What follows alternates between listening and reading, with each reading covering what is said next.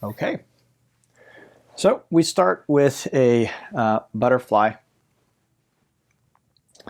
Soles of the feet are together, and you have two choices in terms of emphasis. So heels in close.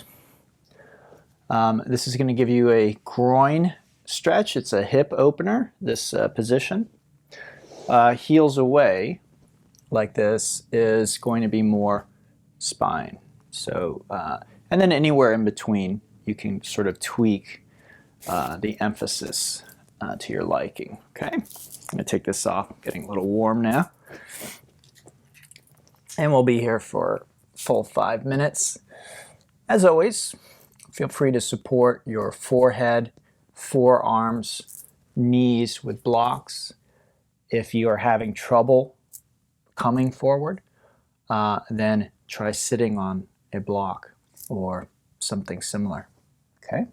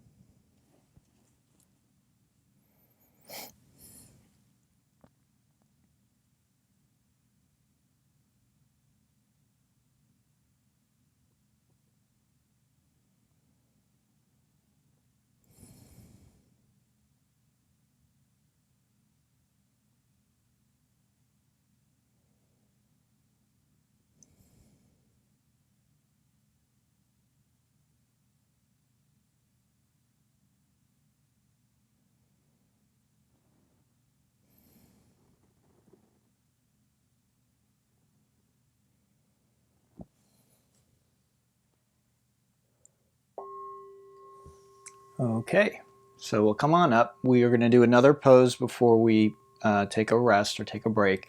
This is dragonfly, and we're targeting the same areas, the groin, inside of the thighs, and the adductors, or sorry, adductors in the spine.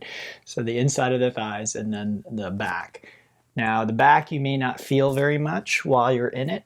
You may feel it as you come out more, and that's pretty common. We're just going to come forward and down.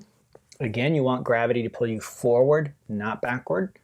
So sitting on a block, bending the knees if necessary, whatever you need to do to get it so that you are being pulled forward effortlessly. I get asked this a lot these days, so I'm just going to put it out here for anyone who might be wondering. The feet do not need to flex or point, but you can flex or point them if you like. It's really up to you. So this is what my feet look like when they relax. They just sort of go in that direction.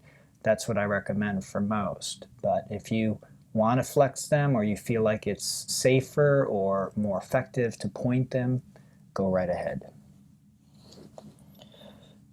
Additionally, feel free to use support, right? So you could put a block on your forehead here. You're welcome to do that if you like.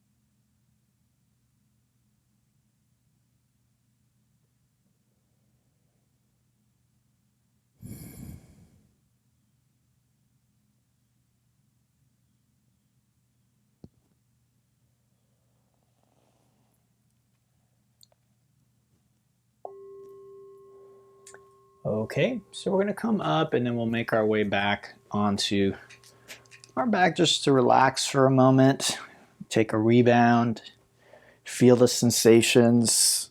Again, I really feel it in my spine right now.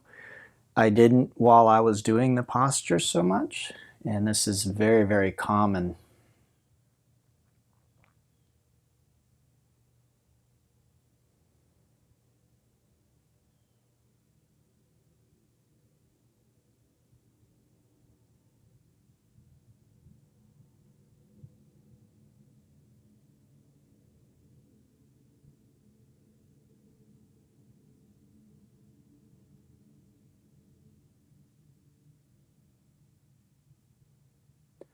Okay, let's bring our legs in and give them a nice squeeze, and you can make some circles, kick your legs, rock side to side. I'm mostly trying to press my back against the ground because, again, that's mostly where I'm feeling this, is in my joints, my back.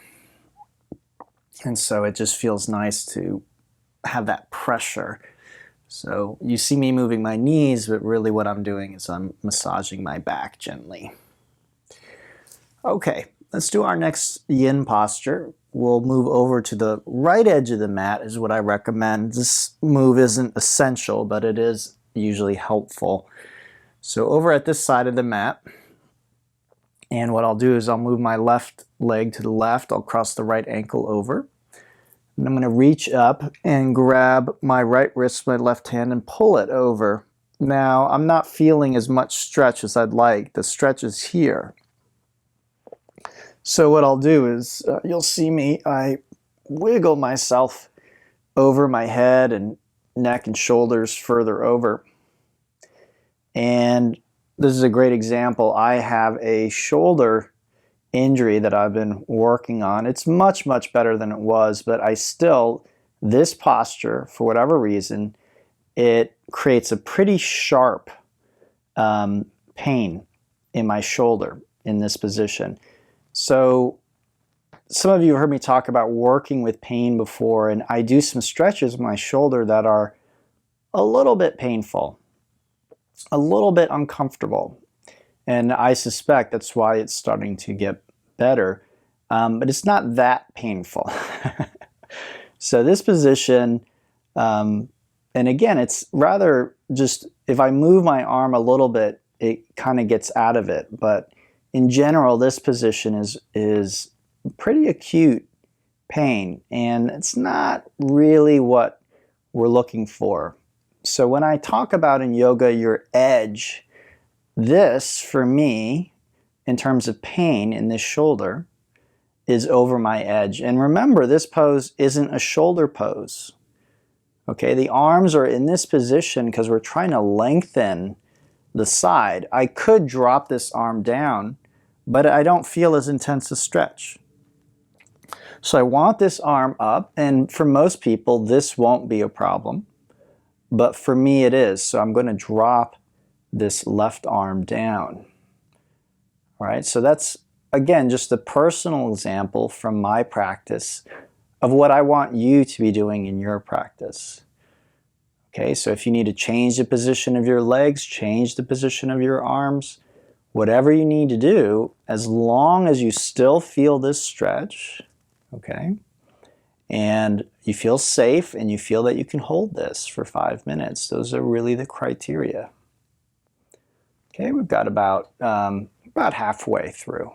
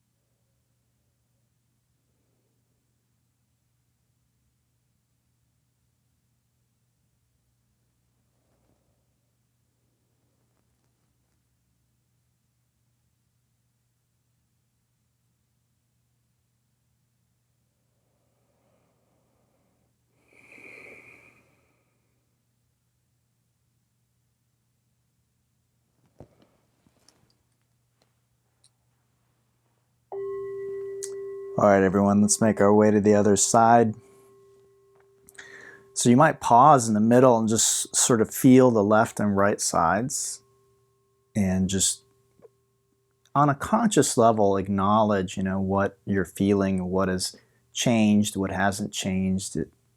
You may not feel anything. That's the experience of some people, but usually that means you are somewhat disembodied. Your awareness is somewhat disembodied, which is not uncommon in our culture, by the way. So if you're like, yeah, I don't really feel anything, know that you're definitely not alone in that.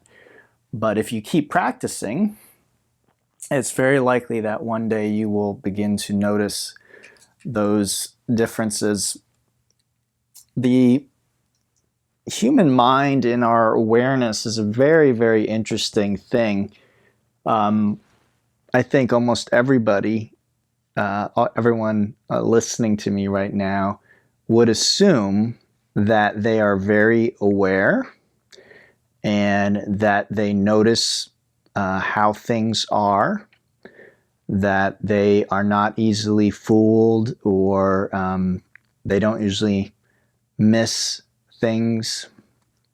But what we call magic, if you've ever seen somebody do, quote unquote magic, that's all about using distraction and deception to make it seem like the impossible is possible. And the more we research the human mind, the more we see that we have these huge blind spots, just in general as human beings. And then as individuals, many of us have other blind spots that come from our upbringing or the ways that our brain has been wired. There's a great experiment that they did where they were asking people to watch basketball players pass the ball from player to player. And so everyone watching the video is focusing on the basketball. And then at one point in the video, a giant gorilla, a person in a gorilla suit, just basically walks in front of the screen, in front of the basketball, in front of everything, like you couldn't miss it. And yet everyone doing the experiment missed the gorilla, or most people did. So there are lots of examples like this. The human mind is amazing in its ability to create a false reality for us, one where it feels secure, it feels safe, but it's really not acknowledging reality, what's actually there. And so, like, one of the people that I really admire is a gentleman named Gray Cook, and he's a physical therapist. He's studied, a little bit of yoga because physical therapists often do. But he's an elite trainer. So he trains people to go, work in the Olympics. He trains professional ball teams, things like that. He helps them with their physical performance and their health-related issues, things of that nature. And I think he was actually quoting someone else when he said this, but he said, the most aware person in the room is the person who knows that they aren't that aware.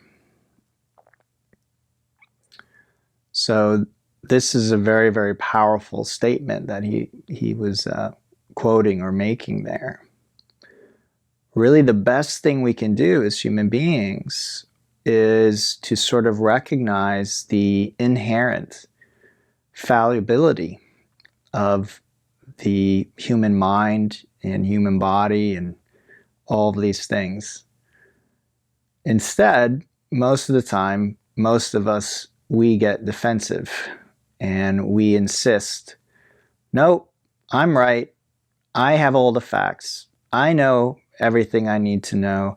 I can pass judgment, and I can get really upset, or I can kick people out of my life. I can judge them. I can judge whole groups of people, right? If we look at politics in the US today, right? I can take whole groups of people and just basically write them off. And from my perspective, the longer I do this work, because even though my work isn't quote unquote scientific, a lot of what the scientific community is coming out with now is things that yogis had discovered a long time ago, that the fallibility of the human mind and its blind spots. So that relates with what I was saying about feeling both sides. Is, you know, I've worked with students before and they say they don't feel anything. And definitely something has happened to their body. But their awareness just may not be attuned yet. And like anything with practice over time, the awareness can be refined. It becomes more subtle. We begin to notice more subtle things that are happening in our body, in our mind, in our heart, right? Emotionally, we can notice layers of defensiveness and armor that we build up, hardness that we build up, that we think we need in order to survive and to stay safe. But for most people on a yogic journey, you know, as they do this work, they find that really that doesn't serve them, that all that armor and hardness and defensiveness really doesn't do it for them. Okay, let's come on out of this and we'll just rest for a moment. And again, this is what the rebound is partly trying to encourage us to do, is just tune in. Tune in to the things that normally seem insignificant, the things you normally call nothing, the things that you normally don't feel. I like to say that the mind very often ignores the body, except for two things: a lot of pleasure and a lot of pain. So if we eat a meal and it just brings us a lot of pleasure, we're like, oh wow, this meal, oh my God, we have to come back here. This is so delicious. But a lot of food we eat, we're just scarfing it down. Just down the hole. We don't even notice, right? We're so busy with our work and then just shove it down. It might actually taste good, but we're almost not even really recognizing that. And then our body is usually speaking to us all the time with sensations. But until something really hurts, a lot of times we're ignoring it. We're just, well, that'll go away. But why is it there in the first place? It may go away, but it also may not. It might just continue to get worse until it begins to register on your radar. Okay, let's bring our legs in. We'll give them a little squeeze.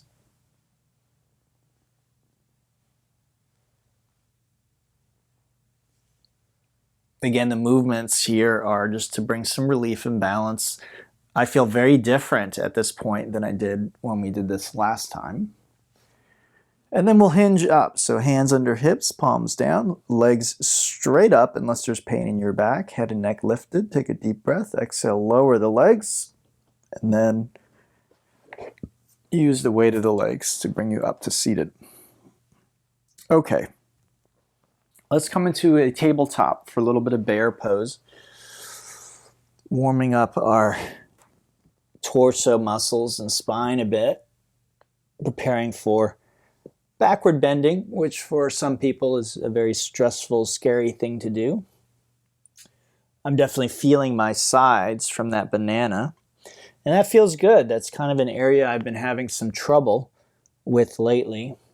And so it feels good to work those areas. You see, when I have trouble with an area, what I'm looking to do is bring blood flow and stimulation to those tissues. So something like banana helps me do that. From here, we can tuck the toes and we come up and back into down dog, get into our legs and feet and ankles a little bit. And then we'll come forward for Sphinx or Seal. So you just come forward and down, prop yourself up on the elbows. You want to feel a little bit of compression in your back. So if this is too much, elbows forward is less. Here is what most people will be comfortable doing.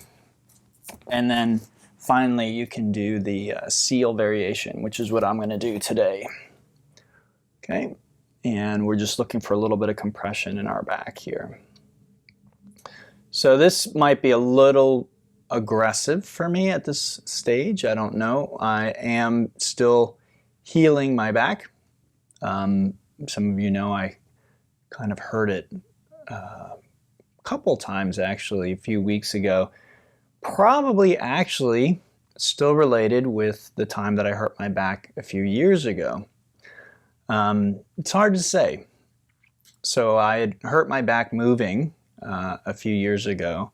It's pretty bad actually. And it took me, I don't know, a year and a half maybe to completely heal it. You know, it got much better. I did therapy on it on my own and I was able to get it much better, but it still were, you know, certain positions and things I would do that were painful.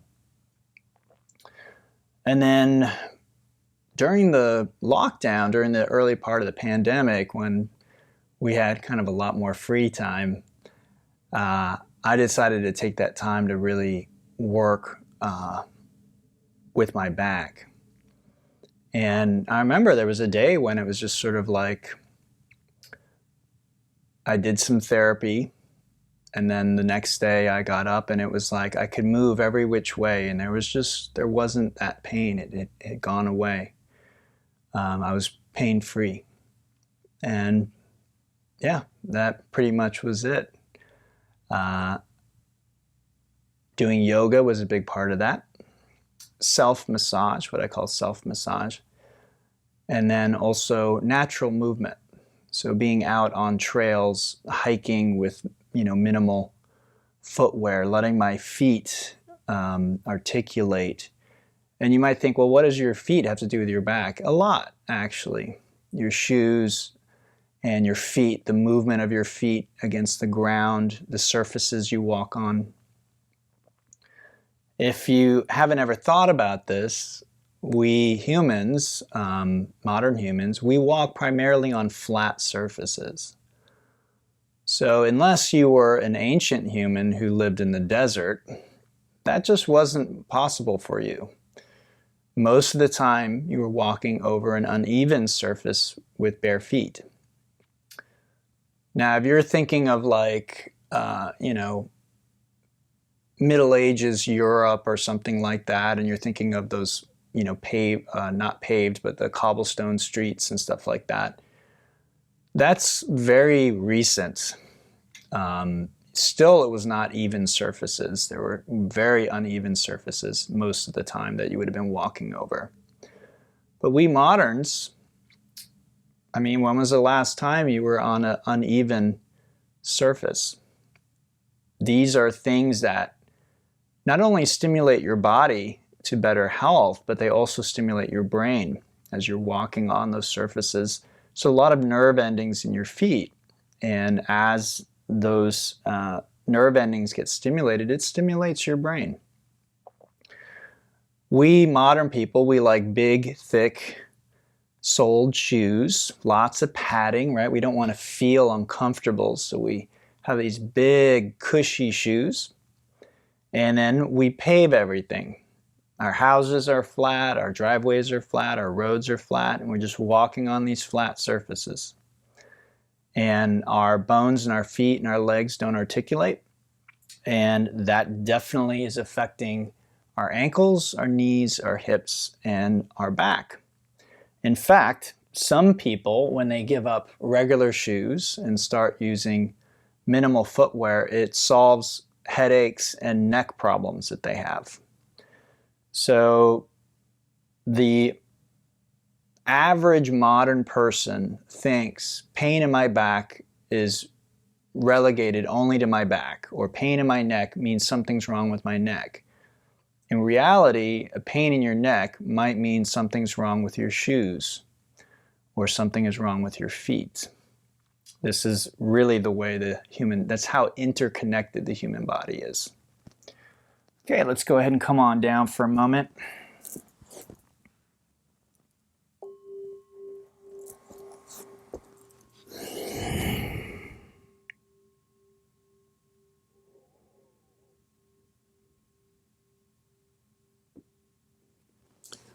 I'm going to give you a few choices for the next pose, okay? And I want you to pick the one that is in the sweet spot for you. It's hard to know where people are with what they can do safely. The first option is repeat the last pose. Maybe you do a different variation of it, okay? The next option is what I will assume is okay for most people as long as you have a block, which is a supported bridge. You want your block handy. Don't put it on your mat. I always see people when I teach in person, people doing that. Come back first, then lift the hips pretty much as high as you can, place the block, and then experiment with straightening your legs and your arms, like so, okay? And this is the choice if you have a block. This is what I recommend for most people. All right, you don't have to put it as high as I have, so there are 3 different positions. We're looking for a stretch in the abdomen, that's your rectus abdominis, and then also a little bit of compression in your back. So this is feeling pretty powerful for me. I think I'm going to stay right here today.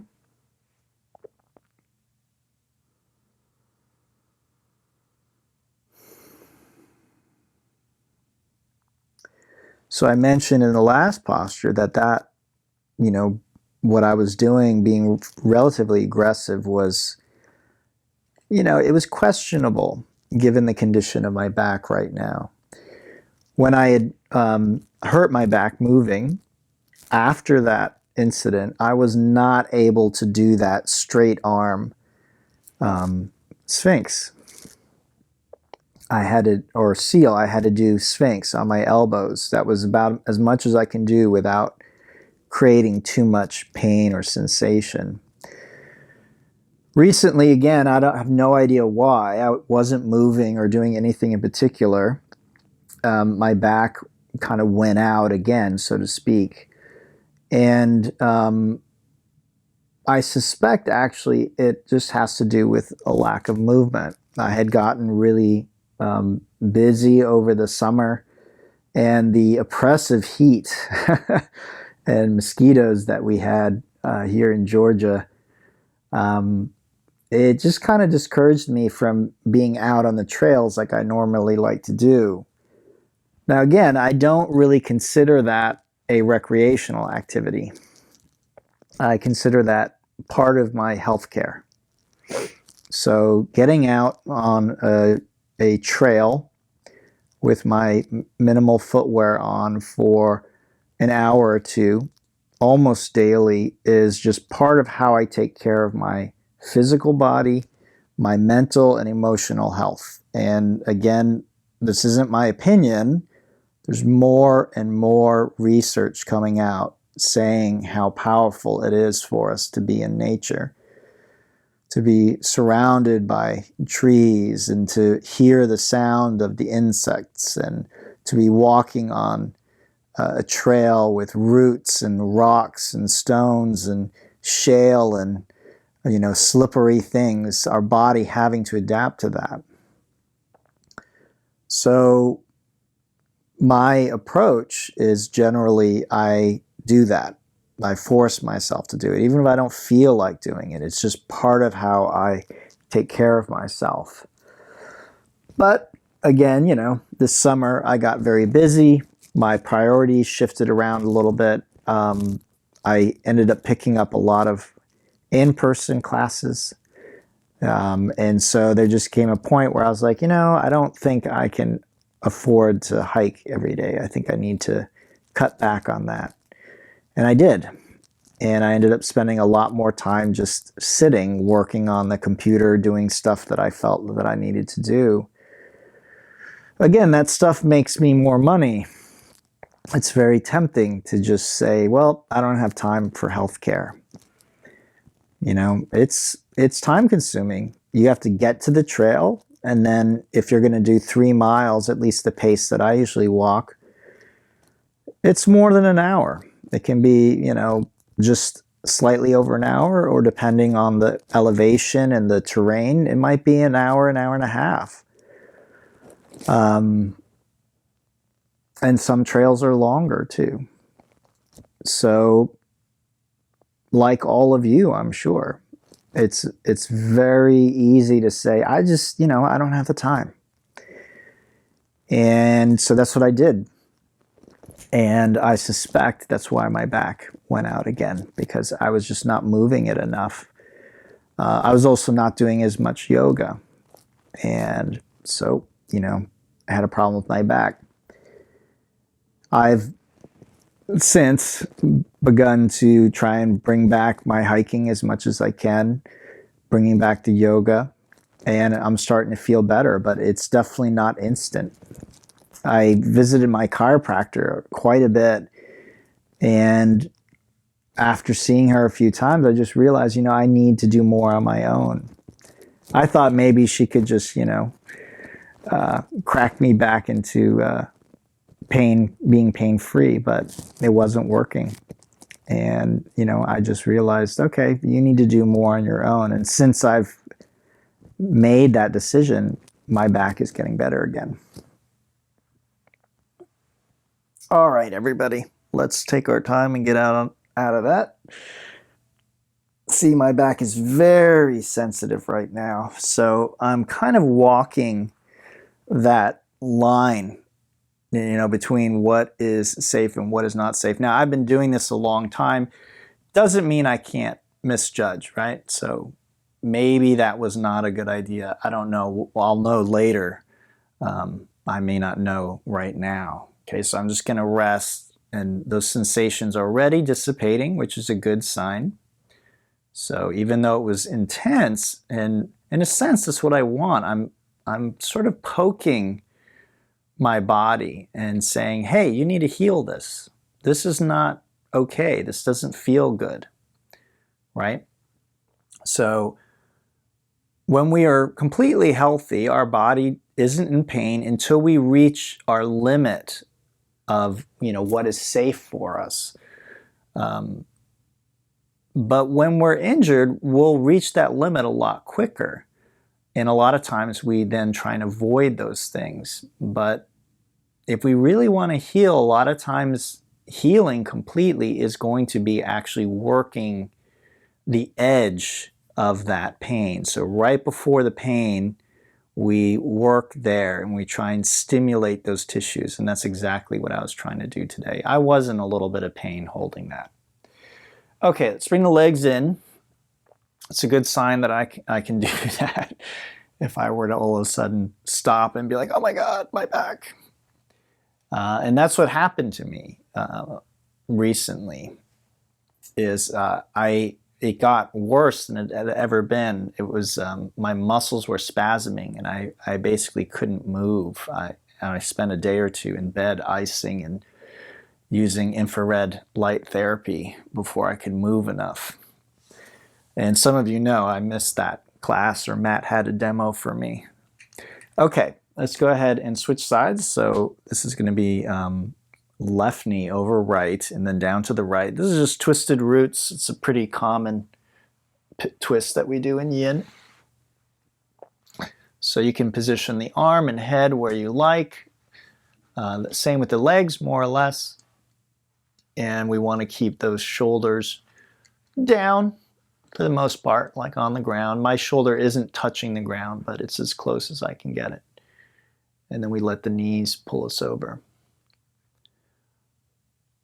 So I share all of this with you because these are hard lessons that I've learned, and these are things that I've learned by studying yoga and human health and human movement. And they weren't obvious to me.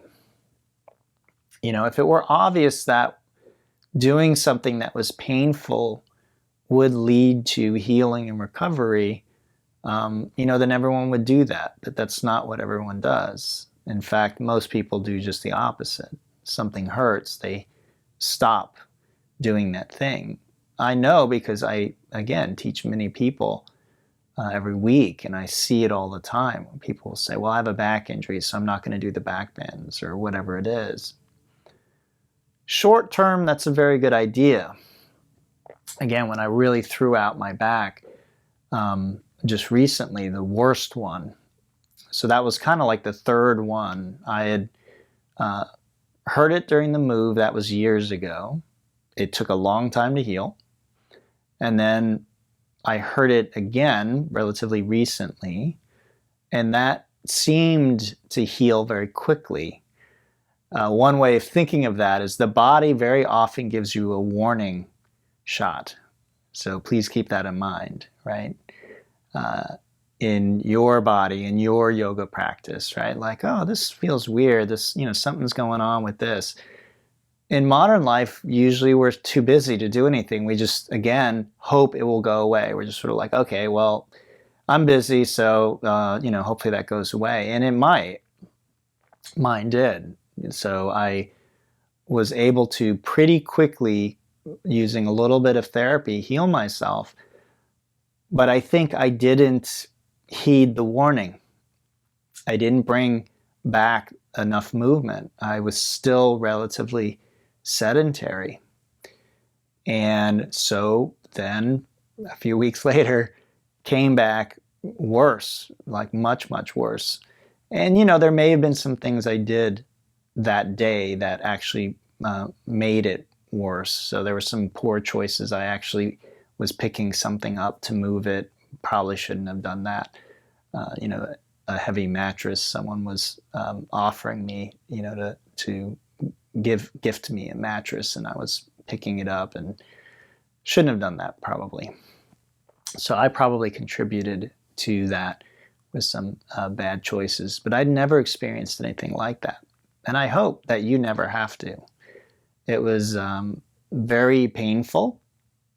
Moving, if certain muscles engaged or certain joints moved, the body, the nervous system basically responded in a panic, and the muscles would contract. And because there was damage there, it was extremely painful. I mean, it just would stop you in your tracks. It just stopped me in my tracks.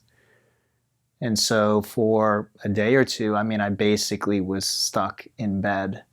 I could get up very painfully long enough to get something to eat or to use the restroom, but that was about it. So I really hope you never have to experience anything like that. But now I'm on the mend. I definitely still feel it in my back, but doing better. And so these are things that I didn't experience when I was younger, ever. And I think many of you have heard me say it, so some of you are very young, and that's great. And I just hope you're pain-free, and I hope you stay that way. And I hope you remember some of this if you live long enough and you get to the point where your body begins to change, because that's really what it is. It's just sort of a change in the way that our body is. The way I hear a lot of students talk about it is they sort of complain about it, but I don't know that I see it that way. That's not really been my experience with it. And I'll explain, but let's come over to the other side first.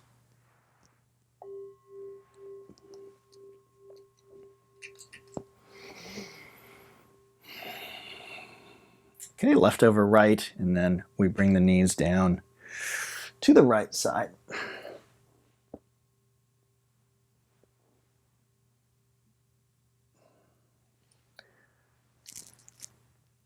So this is going to sound strange. I've not ever heard anyone put it this way, but this is how I feel about it. As aging begins to show up in my body.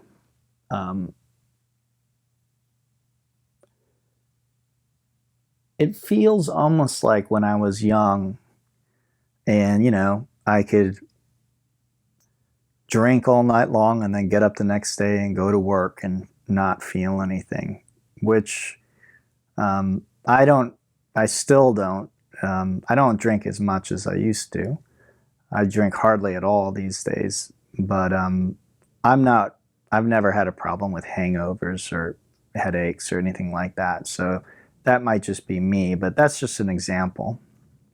A lot of people, as they get a little older, when they were young, they could drink and drink and drink, and they didn't feel like they had to pay any price for it. And then as they get older, they begin to feel the effects of what they're doing.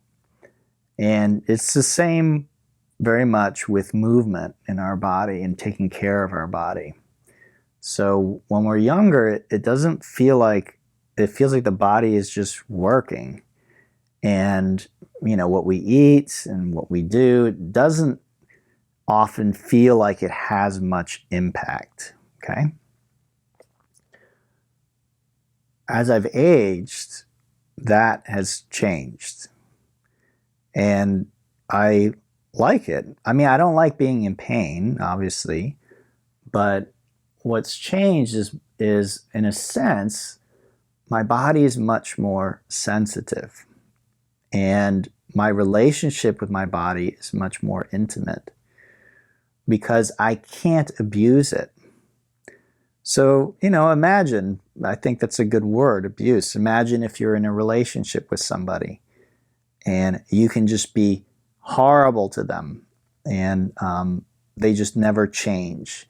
You can be nice, they don't change. You do whatever and there's no feedback. You might say, in a sense, you're not very intimate with that person. Whereas if you're in relation with somebody and, you do certain things and you get one response, you do something, you get a different response, and they're giving you feedback and you're trying to understand them and they're trying to understand you, that's intimacy, right? And so what I was talking about earlier in the practice where, okay, you may not feel the difference between one side and the other, that's a kind of intimacy that we can develop with our body. Now, in general, women tend to be much more intimate with their body than men. But also in general, modern people like us tend to not be very embodied or intimate with our body. Even if you're a woman, there probably is still a lot more intimacy that you can cultivate and you can learn. And this can be really, really helpful. This is one of the things that we cultivate in yoga, is this intimacy. That's one of the reasons why we do the rebound. It's like, let's just pause and feel. Before we try and change or fix anything, before we decide we don't like what we feel, like, let's just listen to the body. Let's just really feel the body for a second before we try and use it for pleasure or to avoid pain, which again is very often how the mind treats the body. It treats the body as, that's my source of pleasure, and it's a fear of the body being in pain. So, I need to keep the body away from painful things, and I need to try and steer it towards pleasure. Let me go get some more Starbucks. Let me have some Ben & Jerry's. Let me pleasure my body. And I don't know, at least on my journey, at a certain point with yoga, that relationship can begin to change. It's not to say there aren't still pleasurable things that you enjoy. It's not to say that you seek out pain. But I do think there is a shift in that relationship. And again, a lot of that is intimacy.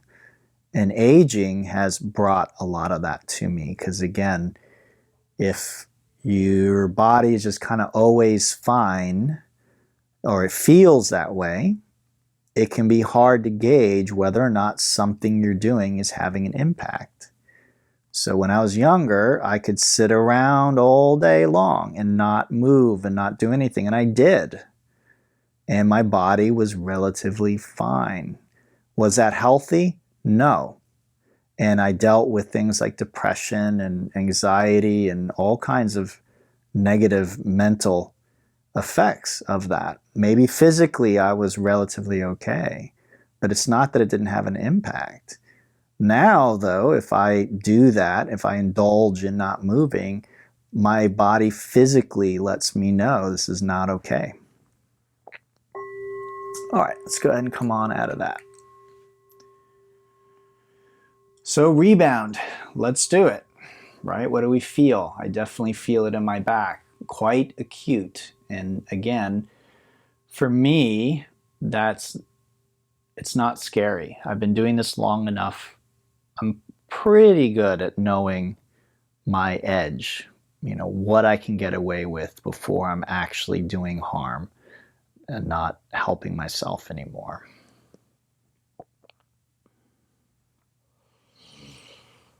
Okay, let's bring those legs in. We shake it out with a little bit of movement. Again, even though we might feel pain during the rebound, we're not looking to be in pain. We're not wanting to stay in pain. So we do want to acknowledge those sensations, notice where they are, how intense they are. Notice if they've changed from the last time we did that pose. That's a great way to judge the direction your healing is going in. Is this getting better or is it getting worse? And then when you're done with that, we unwind into the corpse pose, Shavasana. Nice, comfortable position where the body is supported. Close your eyes. Again, I recommend you all set a timer for 6 minutes.